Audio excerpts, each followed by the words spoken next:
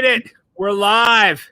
What a weird, hard thing it is to just do a live broadcast instead of recording this thing. So, all right, man.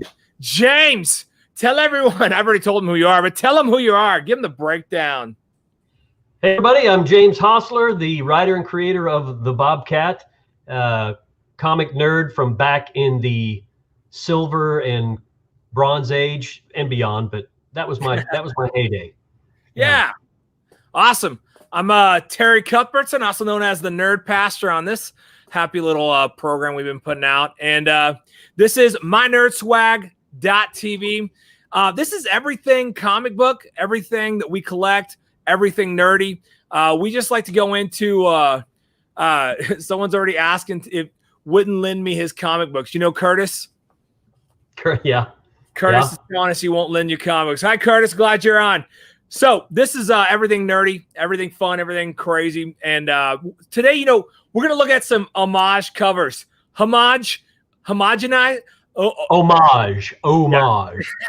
Yes. I don't know. Homage sounds pretty good. It sounds like a crap project. Homage. So, man, Curtis is upset with your lack of sharing on the comic book world right now. So that's hilarious. All right, you see where it says comments? You can click on the comments and see what's going on with that. Oh, let me see that. Yeah, let me do that. I'm not. Okay. Oh, Curtis Bergen. Yeah. Yeah. Okay. We're talking back in the day that Curtis in my old neighborhood went to my elementary school, and And I think you guys need to maybe call and get this grudge taken care of. It's just been going on for too long, guys. Yeah. Let me tell you this. Since we're talking about it, that 1988 Captain Power continuity book I got from Neal and got the original art for. Yeah. Curtis was working at a comic store in the old Shepherd Mall, if I remember right, and Curtis, you correct me. But I bought that off the rack when he was working. That's hilarious. In 1988. That's hilarious. Amazing. All right. Yeah. Well, you know, we always start to show off with because we do this every Sunday night. We've got 3 that we're going to launch that go back from the last couple weeks since we're doing this. We're going to launch them on YouTube. We're broadcasting on Twitch, and we're also broadcasting on Periscope because, look, we just want to get anyone and everyone up on here. But if you'll do us a favor tomorrow, if you would, get on and like our YouTube so we can start streaming live on there. I think what it'll do is it'll pop on live afterwards. So I'm looking real quick. I'm going to add this. I'm going to do a watch party here to see if anyone on my page will. Okay, so let's do this. James, start us out with what was your haul this week? By the way, we both went to the world's greatest comic book store. If you are in Oklahoma and around Oklahoma City, come down to Edmond, Oklahoma. And we always end up going to Deadlift Collectibles, and it's a great comic book store. So, you know, Second and Kelly, yeah. So, show us what you ended up with, and I'll show what I got. Okay. There's a lot of stuff. We ended up with. Yeah, not necessarily in the order of amazingness, but anyway. I've been wanting this book for a long time because I've had several of the Astonishing Tales issues. And if I can get this to where the light is going to work. Without the There it is right there. Boom. Number 1, King and Dr. Doom Astonishing Tales. And it's in good shape. And I paid a little bit of cash for it. Well, not too much. No. But that's our point. You go there and you can get great books that in the catalog and everything, they're gonna register as maybe double what you're paying for them when you go in there to Deadlift. I mean, seriously, that's the truth. And it's like he undergrades all the time. He'll tell you what the grade is, but what he prices is on a lesser grade. Okay, I'll show you what I end up with while you pull up your next one. I got the Origins. Oh, go ahead. What you got? This is to finish it out. This is the one I bought off the rack in the mid 70s. It's the first Deathlock the Demolisher. On Astonishing Tales, and I've had this since the day when I rode my bicycle to 7-Eleven. That's hilarious. That's yeah. So, I, so now I got number 1 and number 25 and everything else. it's fun to shop with you and not fun to comic book shop with you because you're always like, yeah. I rode to 7-Eleven and picked that up. I got it right off the rack. I'm like, yeah, well, now I'm going to pay $40 for it. So awesome. All right. What else do you end up with? Let's see here. I've got a really nice, in good shape, 106 Captain America. I've always wanted this one where he's fighting this dude. Cap goes wild. Yeah, that I was love before it, they started all those other girl videos. Is Cap goes wild. And so, at some point he ends up topless, huh? That's not good. Right. All right. So I've got more. I don't know if you want to just go back and forth, or I can show you. Yeah. Well, I finally got the Shadow, which I think I had it in the day, and I traded somebody, or I passed on it, and I could have, and then I always regretted it. Yeah. So I got number 1 through 5, and I'm real happy about that. Yeah, that's awesome, man. That's a great one. The Shadow's great. It's like it's one of those ones that a lot of people don't get in on, but I mean, the Shadow's such a great, and especially with you ended up with some Neal Adams art to go along with that, right? We have that in one of the we did that in a previous broadcast. I've got the original sketch, the concept sketch that Neal did on his trace paper for the Shadow movie. Yeah, when it came so fun, and he's had that since then, and that's one of those things I get from him because that stuff is not going to happen again. It's one of a kind. He'll draw 10,000 Superman and Batman, and they're all great, but these things are like there's nothing. They're one of a kind. Period. All right. So here's what we're doing. While we're showing these off, if anyone has some comments on them or questions or anything like that, man, post some questions and comments. Here's what I end up with. I was excited about this one. Do you know why this one's a big deal? Let's see. I mean, this was the first. The first time. Don't tell him yet. Don't tell him. You just told him. I didn't tell him yet. I didn't tell him. Not all of it. All right, go ahead. Yeah. This is the origins of the New Gods. It's not the first appearance. It's not the first appearance of Darkseid. It's something else. All right, go for it. Tell everyone. It's the first time he was on a cover. Yeah. He'd already shown up before. Yeah. I believe he showed up in Forever People. I think that's right, because Forever People, Mr. Miracle, New Gods were all a trilogy, each its own title in the world of Apocalypse. All right, I got another one that is fun.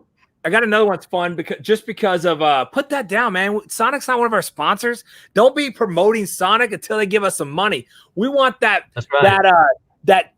tater tot money before we. Okay, so I picked up this one also. I was really excited about it. It's in such great condition.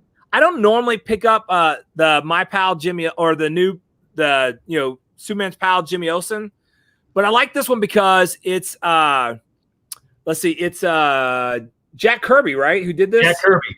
Okay. Jack Kirby. And then they didn't like how they drew Superman's face. I'm gonna give you a little close up on this. So somebody else, and it may have even been Neal Adams who went and redid. Because Neal Adams, may have been Neal that redid it. Kurt Swan did a lot of those redos of Superman's face. But what we found out by Neal Adams. Yeah. We found this out after. I knew that book was a good book, and I told you to get it, but I didn't even know at the time that Neal had inked it after Jack Kirby drew it. So I mean, like, boom. Yeah. That's awesome. Great. Love it. All right. And then I found the Joker. I wish it was number 1, but it's number 2. It's still such a fun, cool cover. I got one. Yeah, you do. I know. You rode your bicycle to 7-Eleven uphill, both ways in the snow, and paid the entire 12 cents for it, 25 cents. So, but I picked this up. It was a great price. And then my last one, and then you can show. I picked up. Actually, I got a couple of them. So I picked. I finally got this one. I've been trying to get this one for a while. It's not in great condition, but it's a good starter on this one. I love. This is 80s, man. I love this one. This is one of my favorite. This is one of my favorite covers. So I picked up a couple Wolverine. And then today I stopped by Vintage Stock. Bro, Vintage Stock. Y'all, Vintage Stock. Somebody talk to some managers at Vintage Stock and help them understand that if they Google a price on a comic book, that their beat up, comic book is not, it's not a 9.8. And you don't need to be listing it. They've got an entire run of Swamp Thing right now. They want $20 a book. $20 a book. Who's got $20 a book? But anyways, what do you think they are? Like a 5 or a 6 or something like that? Yeah, they're well, I don't know. This one I picked up is probably gonna give it a 7.5. This is one of those cool covers. And this has got Batman in it, and it's gonna have John Constance in it, or Constantine. I'm sorry. No, yeah, John Constantine. What am I saying? Anyways, this was the second run of Swamp Thing. Yeah, and, second series. Yeah. They have 3. I'm looking for a couple episodes back on this. They actually introduced the Dark Justice League in this one, and he ends up being a part of it. But man, look at the album, the cover on this. Isn't that it's cool? awesome. Yeah, So, I like it.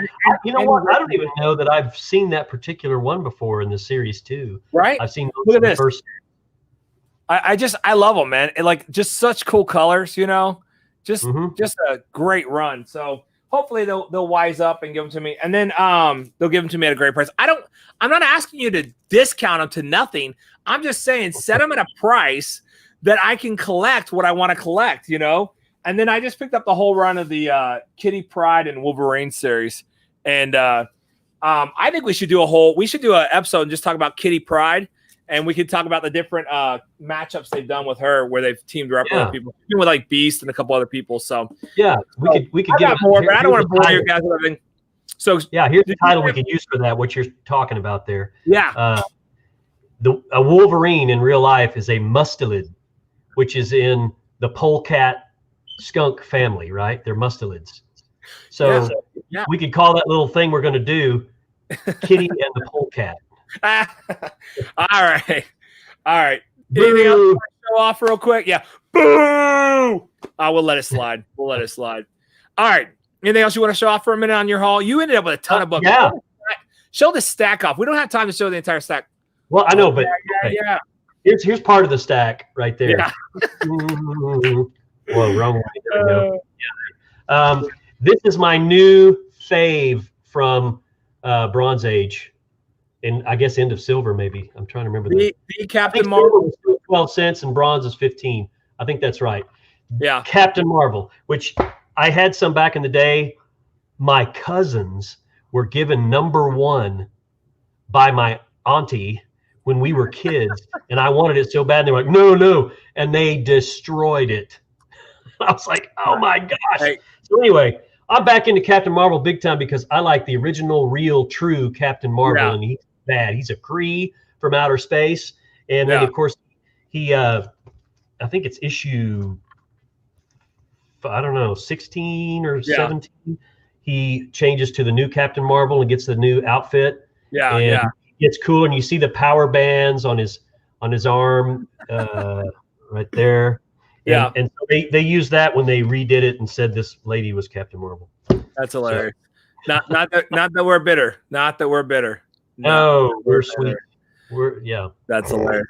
Hey, so let's do this. We're gonna talk about Homage. Homages. You like how I overpronounce the H? Yes. That's how we do it here in Oklahoma, boys. All right. A homage. So one of the things about this is, and let's just talk about what that is and what it looks like, and even if people want to throw in, what do you feel about homage covers? Does anyone have like a hang up with it, a pet peeve, an annoyance, or are we all kind of in the same page? If you do it and you do it right, we get excited about it. I lean both ways. If it's done right, I love it. But sometimes I feel like it's just overdone. So, but I think it can do some great stuff, and I love a good one. If you do a great job, especially if it's something classic. So, so let's go through and maybe look at some of those tonight and see what everyone thinks about this. I'm gonna share the screen. You just kind of walk us through this. I don't know what's gonna pop up. We've never tried sharing the screen before. Do you have it in the order I sent it? I hope, but either way, I can figure it out. Yes. Well, probably, but backwards. But we'll get it going. Oh. Okay. Yeah. I think I can figure it out. All right. So we'll start. It'll kind of expose some stuff here. Oh, this is the end. Yeah. Can you scroll up? Where do you need it at? Go to the top. Go all the way up. Tell me when to stop. Keep going. Well, oh, okay. It is out of order. Okay. Yeah. Superman right there. Click on that one. There you go. All right. Superman number 11. I guess this was like the first big kind of iconic cover where he's breaking the steel chains and ripping them like they're nothing, you know. Yeah. So it was pretty cool. And so this became something that was one of those images of Superman that everyone held. And Neal Adams in let's see, what issue was it? 233. Issue 233 in 1971. He did his homage cover. This is Neal's the next one right here? Yeah, right there. That one there.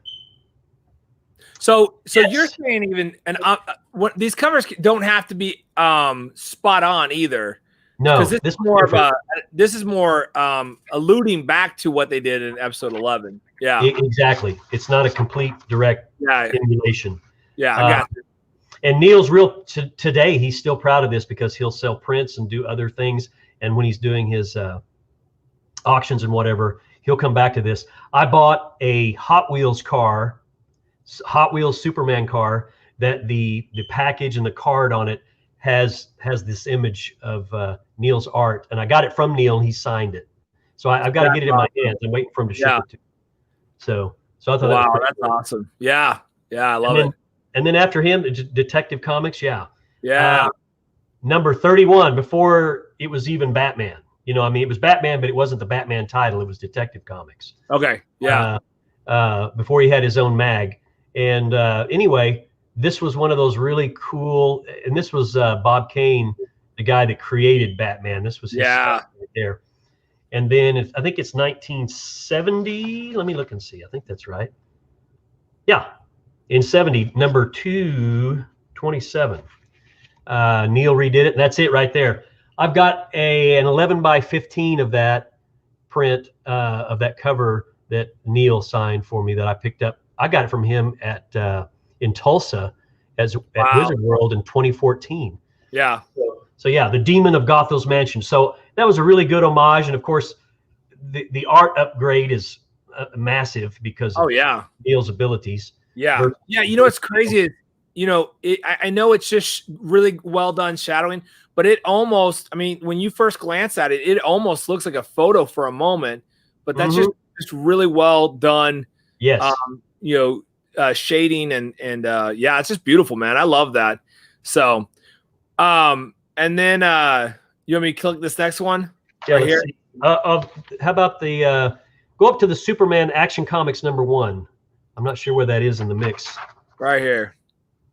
Right there. Yes. Okay. This is the one that began it all. Yeah. And you know, I've got this in a, you know, that oversized Treasury edition, those giant comics. I got one of them in the 70s that they did for this. That's epic. And, wow. And I thought it was pretty cool. Yeah. So anyway, this was the very beginning of all of it. And of course, Superman is based on the Nietzsche Übermensch. And anyway, so say that again. Say that again. Übermensch. Ooh, I love it. Listen to that. Man, this dude is well versed, y'all. Anyway, thank you. The next one is the Spider-Man underneath is that's Todd McFarlane's homage to. This is the crazy thing. This is Marvel Comics. Yes. This is Spider-Man. His homage is to a DC character, but he loved Action Comics and where it began so much. He's like, I'm doing it. And so he's. I just thought that was really cool. And we're gonna go back to Todd here in a minute because Todd is notorious on these kind of covers, and so I'm gonna go. I got a whole run for you right now, but this is so cool. I mean, what a cool way of doing this, and well, you know, I think that Marvel and DC both do this kind of stuff. They're all willing to hit those classic, you know, go back to those classic ones and reference them. Because I think both DC and Marvel and even Image and Dark Horse and any of the other ones, I think everyone knows that if you're, depending on what kind of comic fan you are, you might favor one or the other, but you're going to love the classics. I mean, at least I would hope so, right? I could be wrong. Absolutely. And it's a great, besides the fact that it's cool for people that know, when you don't know and you see it and someone tells you about it, you go, what, really? And go back and see the other thing, and then it means a whole new thing to you. And then it's like, it's so fun. And it's opening a whole new, wow, I'm going to get some Golden Age books. So yeah. Yeah. Amazing Fantasy, yeah, number 15 after that one. Okay. Yeah. The first Spider-Man. Yeah. I saw a guy that had one of those in good shape, and when he was handing it off for Stan Lee to sign back in 17, I guess it was. Yeah. Wow. So yeah. And then the Deadpool homage. Yes, and so here we go. Deadpool is doing the homage. Of course, it's tongue in cheek. His rope snaps. It's got to be funny, you know. And who's doing this one, by the way? Who is that? That's drawing that? Who Deadpool is holding, or who did the art? Yeah, who did the art? Is that McFarlane again? I don't think it is. Okay. No, I don't think it's McFarlane. Well, don't worry. I'm about to show you like 20 he does. Right. It's another person, I believe. Yeah. And I don't know the name, but if you look at the bottom of the cover there, it says Kelly and Woods. So I'm assuming it's one of those guys. That's hilarious. Yeah. Because I'm not a giant. I like Deadpool, but I'm not a big collector of Deadpool. Okay. So yeah, I mean either. I have some Deadpool, offshoot stories. But yeah, I'm not a big collector of him. I will show you one that I just recently picked up that is over the top, and this is more. I don't know if we'll call this an homage or a goof. But I don't know if you've seen this one. Lobo, yeah. So each one, there's like 4 different album or and then of course he's got his Lobo thing put into each one. Do you see it? So he's got like the Batman, the original, even Captain, and he's Captain Bastich. Yeah. So now the reason this is really funny, if you read it, this was made for a Comic-Con, and I'm guessing San Diego, and I mean that whole thing is just jokes on nerds, jokes on the VIP stuff, the signings. It's just nonstop. In fact, on his way to go there to make money at the convention, there's even a little panel where he knocks the Silver Surfer off his board with his Cadillac headed to this convention. So anyway, it's kind of funny. I picked it up for like $3 though. So I was like, that's hilarious. I need that. So, all right. Love it. Okay. This is a great one here. The next one below that. You mean Lobo was it? What's that? Nothing. I said, you mean Lobo was it? I'm sorry if I'm walking over you, because there's a kind of a jump and a skip sometimes here. Yeah, that's epic. Tales of Suspense, where Iron Man began, of course, issue 39, before he got his own book, and he was in there for a while, and his costume or his suit morphed in the process, and they came up with the cooler, more modern Iron Man with the red and the gold and all that stuff. But anyway, they did this 259 Spider-Man homage cover with the little panels sequenced showing him putting his costume and his little engineering gadgetry together, just like Iron Man did. Okay, that's great. And I thought that was awesome. And so I think that's a really cool deal. And I'd love to have Tales of Suspense 39 someday, but that's going to cost a few dollars. Listen, I would take just a 0.0 something just to get started with, but to have the book. Yeah. It's such a cool one. The actual first Iron Man movie that came out, that first suit they built was an homage to this also. Exactly. Remember the one he escapes out of the cave in? So I loved it. I thought, guys, they're doing this. You're killing it. Just perfectly. That's what Marvel did right, is they put guys who really love the stories and really had fun with throwing in those little pieces like that. So Favreau, however you say it, Favreau he directed it. And he's into all that. And I don't know who made the selection for the music at the end, but of course they played the old Black Sabbath, I Am Iron Man, which was like, oh, I knew that needed to be there. I didn't think they'd do it, and they did. So Dark Sage 9117 is telling us that Spider-Man has always been a favorite comic of his, and Batman is what made him fall in love with. I guess that doesn't make sense. He's saying fall in love with DC and Marvel, but I guess he's saying between Spider-Man and Batman is what made him fall in love with. Right. I agree. There's it's always going to be two characters. Like you can't give up one for the other, you know? And so Exactly. that's awesome. Hey, Ren, how are you, man? Hey, Ren. He's like, my cool nerd senses are going off. Yeah, they're You didn't show him that book yet, did you? He missed it, right? Did. No, I did. you already showed it? Yeah. So the one I just showed earlier, I actually bought this one. I've been trying to get this one for a while, but I picked this one up for you, Ren, man. So next time we go out for lunch or something, you're buying lunch and I'm giving you the comic. No, I'm just kidding. So yeah, it'll be exciting. So yeah, awesome. That's okay. Dark Age or Dark Sage was saying that for us. He was saying he's got a lot. Awesome. Those are the two guys that made him fall in love. So I love Spider-Man. I want to finish out this homage thing because yeah. Let's go. The most important part of it to us, anyway, right? Oh yeah. Already, go for it. Okay, next homage. Click it. No, right? No, up. Okay, right here. Right there. Yeah. There it is. See, you didn't catch this before, did you? I didn't pick this up at missed all. It. Issue number 2, the Bobcat. He's putting his metal breastplate on, his spirit metal armor. He's putting on his bracelets or cuffs and his gloves and all this, and then slipping his boots on.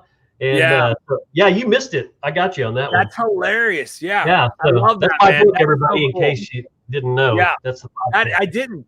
So if anyone who doesn't know, James has created an incredible independent comic book called The Bobcat, and it is he's the first person giving some representation to the native Oklahoma Americans out here. So right. That's Cherokee all the way, you guys. But that's hilarious. Yep. I read that and it just didn't click. That's genius, bro. I love it. It turned out just the way I wanted it to. Yeah. And so I'm so glad I did it. It was one of those I thought, well, maybe that'll work, maybe it won't. And I was like, dude, you nailed it. Yeah. I got it. That's hilarious. I love it, man. Yeah. All right. Are we doing this one? Yeah. All right. Okay. Everyone's seen this pretty much, right? Yeah. You can read that little caption that Tim Burton put at the top. I love The Killing Joke. It's my favorite. It's the first comic I've ever loved. So there you go. It's such a wild one. So. And that he is so completely sinister. In this yeah. film. Yeah. And, I had this in my mind for use at some point, but I wasn't really sure when. But Brian Silverbacks, the artist that has done the issue 5 homage cover, proposed this. And I was like, dude, I think that'll work. And then he just killed it. I mean, and we can show this next. Yeah. That's awesome. And we'll show you the cover, which is not released yet, of course, but it's on. You can see it on our campaigns. And on Indiegogo, you guys right get there. on There it is. Boom, Dr. Shock. Let's Unknown go. Territory. Now, is that killer or what, guys? That is not a camera he is holding. It's 1898, so that is a rangefinder. What do y'all think, guys? Someone tell me. His bearings. All right. Okay, so that's beautiful, and that's on Indiegogo. So tell them how to get on Indiegogo real quick, and then we'll get back to. I forgot to give you the link to that. I should have given you the link to the thing. We could put it up there. I made a mistake, but anyway, the Indiegogo is live right now, and it's going to be on for another almost 3 weeks, basically, right around there.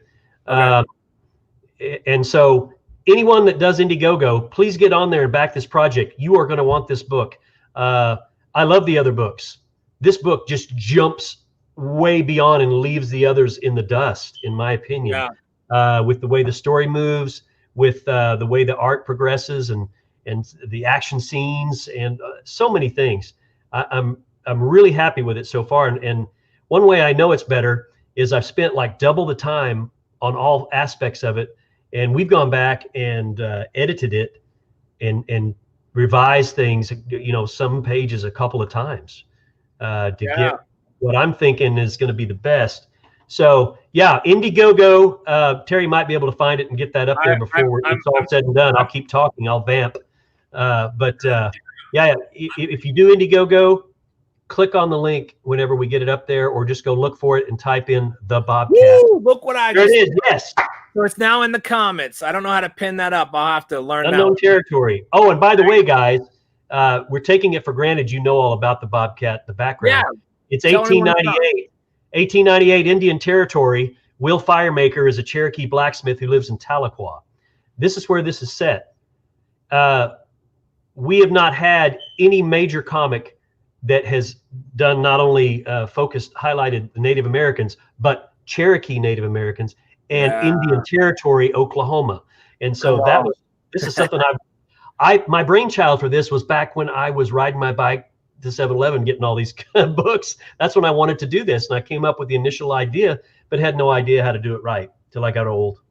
But anyway, yeah, guys, you're going to love this. This has authentic Cherokee mythology that's hundreds of years old woven into my fictional story. And we have people that were here in 1898, Jim Thorpe, Pistol Pete, Will Rogers, who is a cousin of mine, distant anyway, which is cool. Yeah. My Cherokee link, my link to the tribe is through the Rogers clan. Wow.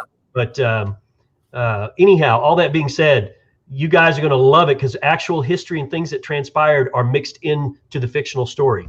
And you talk about spotlighting our state, spotlighting our culture, our history here, getting Native Americans on the American pop culture map where they belong and where they deserve to be. That's my end game, just so everyone knows. That's what I'm trying to do. Yeah, and you know what's cool is you put in, I mean, you're actually including the we talk about this all the time, but this is our first one live. So you always include the Cherokee language inside of it. And you even have breakdowns where you're teaching the Cherokee language, which is a language that will be lost unless it's carried on. So that's a really epic thing too, that what's going on with this. So yeah, man, it's so cool. Right. And then, you know, I was reading with my kids the other day. We actually went through the whole thing. And it's funny because you'll come into actual historical characters and you're like, hey, you guys know who this is? And then all of a sudden we're doing a little Google search. So yeah, Jim Thorpe is in issue 4 and he's going to appear. He's in issue 5 as well. He'll also be in 6. So he's going to make appearances throughout cameos in volume 2, which will be 4, 5, and 6. Yeah. So get on Indiegogo, you guys. He's got a lot of great stuff on that. Get the whole run. It's 1 through 5. You know, a lot of cool things he's got going on. The storyline is great. It's different than anything that's going on right now. And, you know, it's not going to be, it's not going to, you know, try to make you feel bad for being you. So that's also a big win too. So woo woo. Yeah. But, you know, we gotta support local, not local, but independent comic book artists, because you guys are the ones coming out with the stories. You're not just revamping things and making it. You're actually coming up with some great new stuff. So yeah. All right. Is it time? Can we do some Todd moments here? Yeah. Yeah. So I'm going to show you what he does, and I'm gonna be like, okay, all is cool, but then I'm going to show you the complaint I have. Okay. All right. So you've already showed one. Oh, wait. You didn't even do the, one of them he's done. Let's do it right here. So I'll do the one you pulled up. Hold on. Let me share the screen one more time. Oh yeah. Yeah. We didn't talk about that. Right. Okay. So here, but this is him, right? Okay. The Spawn of the Dead is him. Yeah. Yeah. Okay. All right. Now watch this. Oh, wait. I don't want to complain about that one yet. All right, here we go.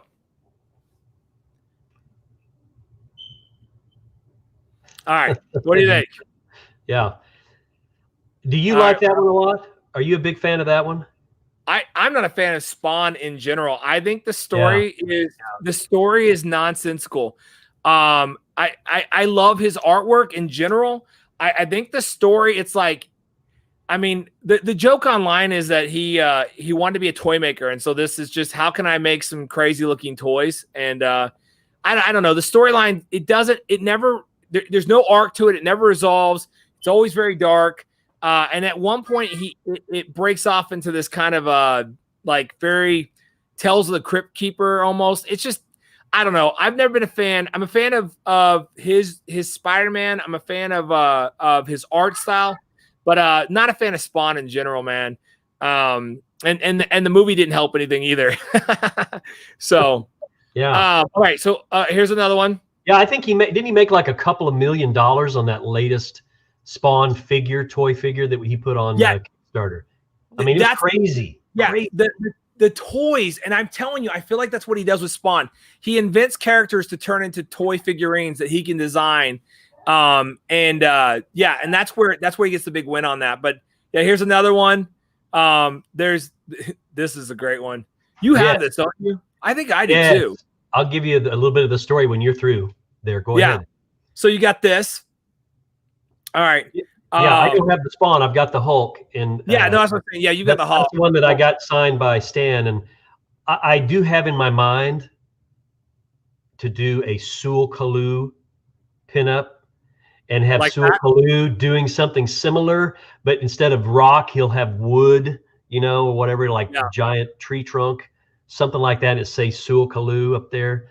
I thought that one a long time ago, but we'll see. That may be in the works. All right, here's his Batman take. And then I actually have this comic book. I just picked it up the other day. I've got the gold foil version of that. On the Spider-Man side. Okay, so here's the thing. Now let me ask you this one, because this is where I feel like a lot of controversy has come out. So here's the McFarlane, True Believer 300. So that's awesome. You've got the symbiote Spider-Man and everything. And then here's him basically saying, I drew Spider-Man, right? But here's the thing. Is this an homage to this, to the one I just showed you? Or is it to this? Right. Do you see it? Yeah. Yeah. Do you? Yeah. That's, yeah. What is that? Issue 227 and then 300. He did almost 227 doesn't even make sense to me. Like, why did he do this? Except that maybe, but yeah. So and then historical 300. It's like, and it's one of those things. Like it's. I think this was a variant too. I'm not 100% sure on it, but like, come on, like at some point you're just. I don't know. It was just so. It's still fun. It's still great. We get it, Todd. You did Spider-Man. Spider-Man's epic. But it's like, comic sales might be a factor when he did it 227. Yeah. Before he got to the 300, and it stole the fire out of it. And they were probably like, okay, Spawn 300's coming up, so we can do it again, another version. Yeah. And we'll sell a zillion of those too. I would love someone to sit down with him and just see if it was one of those things where like, because I wanted to, because I thought it was funny. It may just be that too. It may just be like an ornery joke he's doing too, just for all the nerds, us nerds, to get us riled up for no reason. Because here's the thing, that people went out and bought this 227 and then they begrudgingly went out and bought the 300, even though they're like, we know what this is.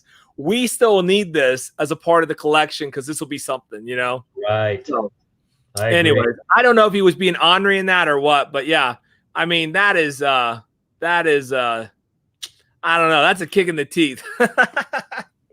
So who knows? Okay. In the head. All right. Yeah. So there we go. So the question would be this. The question is simply, I guess the question then is there a point when you cross to a place where it's just a straight rip, it's just a money grab, or do you think that? Do you think for the most? I feel like for the most part, and everyone can kind of chime in on this how they want. I feel like for the most part, most of the time, this is you paying tribute to artists and comics that you loved. But I do think sometimes it's just a money grab, man. Yep. Maybe I'm wrong on that, and I'm not doing accusation, especially if you're already successful and you're well known, you're not doing something just so people will take notice and get on the map. You're already there, and you're like, hey, I made blah blah blah on this. I'm gonna maybe sell out a little bit, and do this just so I can put some major coin in my pocket. And I don't have a problem with that. But if it turns out, it turns out scuzzy, then you've got that to deal with, if it doesn't turn out the way you want it to. And the thing with Todd too, he's gonna win every time. It's just because he's got very iconic characters, And so even when he does this stuff, they may complain, but they're still gonna go after that. So anyways, well, that was it, man. And I just love to hear everyone's opinions, even throughout the week. Just comment below and let us know, what are your thoughts on it, and what did we miss? Because listen, everyone's doing them. Everyone's done something, and so if we missed one you feel like needed to be brought up, dude, comment. Tell us what issue it is. Let's go find it, and we'll look at it again at some other point. So, absolutely. Anyways, yeah. So I don't know. I'm excited about what you're doing. So I'm not throwing out you as a money grab, but because I think, like I said, for the most part, right now it's recouping investment. Trying to get some back. Well, and the way you did it, at least, I mean, it's beautifully done, man. He rocked that thing. So, in fact, I got it up right back here. So, oh yeah, there it is. So that's awesome, man. Well, yeah. So that's we got it marked as episode 4. We're gonna post the other 3. They won't be live. They'll just post them. And if you guys will help us out, subscribe either on Twitch, YouTube, or on Facebook. Just follow us. Click all the thingies, hit the subscribe button, send us some comments. Yeah. What we need to do next week to I'm going to run to Deadlift and pick up I'm going to pick up something fun. And maybe we'll just do a subscriber thing. Like if you're subscribed and any of those and have comments, we'll do a drawing between the 3 platforms. And if you have to be in the United States, I'm not going to spend I want to send this media, okay, guys? We're not making any money doing this, but we do want help getting our subscriber levels up, and we got some other great things to talk about. So, anyways, let us know what you think, and James, tell them where they can find you at, my friend. Of course, we got a Bobcat Facebook page. You can see my name on there. Type in James Hostler. You can find my Facebook page there. You can go to thebobcat.net, not com, thebobcat.net. That is our website, and we have all of our merch. It's called the Bobcat Mercantile, and you can get just about anything there except for the current campaign that's on Indiegogo right now. You have to wait, for that to happen. But so there's all those things. And back to Indiegogo, we are live right now with issue 5. Get on Indiegogo, type in the Bobcat, use the link that Terry provided. It's in the comments there. And bobcat.net. Bobcat.net. Did I put it in right? Check my spelling. All right. Perfect. Yeah. So that's how to find me and learn about the Bobcat and to be a part of it. Because, we take all of our fans and our backers and our supporters very seriously, and we appreciate them. And we try to include them in everything that we can. And there'll be opportunities in these campaigns. We're trying to get things funded to get original one-of-a-kind art from our artist, among other things. We've got pages. We've got a limited number of pages that will be digital, but yet they're in that frame, the blank, the comic page blank frame that you put them in. And it's a limited 1 of 1. And those are on the perks on the Indiegogo, and you can pick up a page from the issue 5 that will not be offered again as an original page. So sweet. I love it, man. I love it. Yeah. Well, you can follow me on Facebook as Terry Cuthbertson. I also have a couple of websites, but one of them that I wanted to mention real quick it's called prayerloops.com, and it's just a place to get prayer. I am the nerd pastor, and so want to be available to pray for people as we go along, and especially in this time of social distancing and isolation, there's a community that'll pray for you. And then also follow me on Instagram, and I'm posting every comic book I end up with. I'm taking pictures of, plus any of the action toys, anything I end up with, man, goes on there. So all my nerdy stuff's on there, and so I'll post that up here real quick. And so that's how you can follow me. And yeah, cool. So let's do this one. All right. So anyways, so yeah, man, this was fun. I think we should do it again. Tell us what you want to talk about. You know what we need to do? Episode 2, we talked about our top 10 list for collecting comic books. And I think we should do that again. Let's just do that one more time because, you know, we're finding so much things and we're getting ready to go out to Deadlift Collectibles and we'll just shoot live from there. It'll be you, me, and Michael, owner of the of Deadlift Collectibles, and just, you know, talk with him what's going on with that. And then we're getting ready to launch a website. It's going to be mynerdswag.tv. It's not ready yet. And then we're also getting ready to launch a comic book grading and database for yourself. So it's an app that will allow you to have a database because, you know, you don't want to keep buying doubles by accident. And as your collection gets larger and larger, it'll help you grade them on site. So it'll make you help decide whether or not you want to buy them or not. And then it'll also allow you to save what you have in the database. And then we've got some other perks that'll come along with it. So we'll be launching that here pretty soon too. And for now, we'll just say good night. What do you say, man? Enough said.